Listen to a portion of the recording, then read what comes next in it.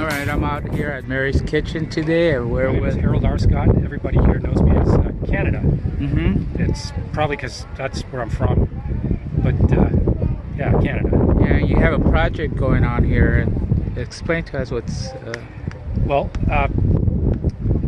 what we have here is a little bit of a construction area right now that's ongoing. And what it is using raw materials, stuff that would otherwise go to the landfill or be thrown away in general. We've gone out to the community and asked businesses and individuals if they'd let us take a look at it first, because we might be able to do something with it.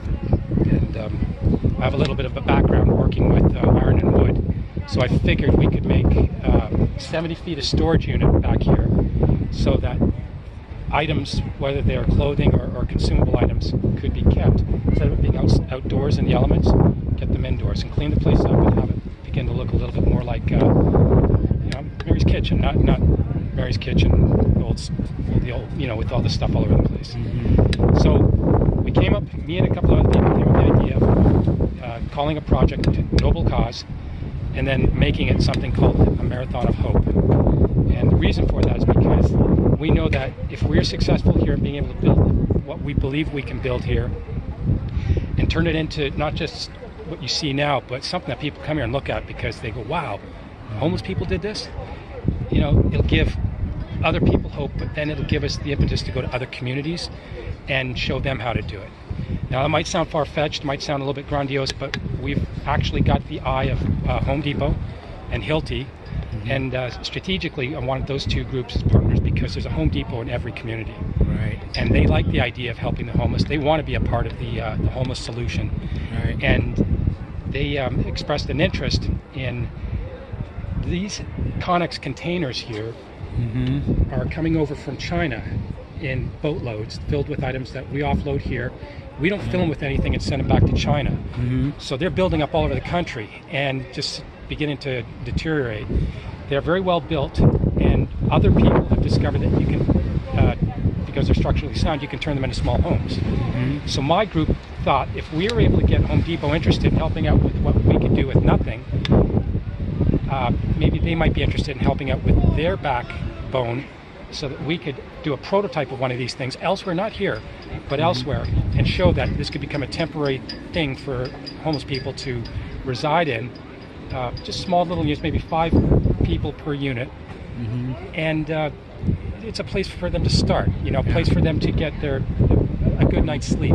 Right. They can come here to eat. They can go out to the community and look for work. Home Depot would be a perfect partner in doing this because, again, they're in every city. Mm-hmm. If there's a Mary's Kitchen or a place that'd like to be like a Mary's Kitchen in every city, Home Depot would like to possibly be a partner in helping finding a solution for their homeless plight. Yeah, that'd be great. All kinds of programs could come out of this. Where I'm from, we have something called Crown Corporations, and I'm from Canada, as I mentioned earlier. In Canada, we have Crown Corporations. If you set up a Crown Corporation, the money that you generate in profit would be something that would go back to the government. You, of course, take your wage and salary and bonuses or whatever, but for the most part, the lion's share goes back to the government. So I looked at that as being a model for what we could do here. If we were able to set up the equivalent in America as a Crown Corporation, we would then have the money going back into the organization to fund the project of finding the land that the city would be willing to work with us on to get, so that we could then start building the little homes, the homeless shelters, temporarily. Introduce other programs. People that are addicted to drugs, of course, would have to be vetted if they're willing to volunteer and work a little bit, show that they want to get clean. They would have something to look forward to. Little while. And also, we don't really want to see these people being kicked out in 30 days. We want to hold on to them and make sure that when they're ready, we let them go. Right. Because they're just going back on the community to fail. Yeah, there's a lot of talent out here too that I've noticed. Every day there's somebody that comes from the other side of this imaginary line and says, "What are you doing?"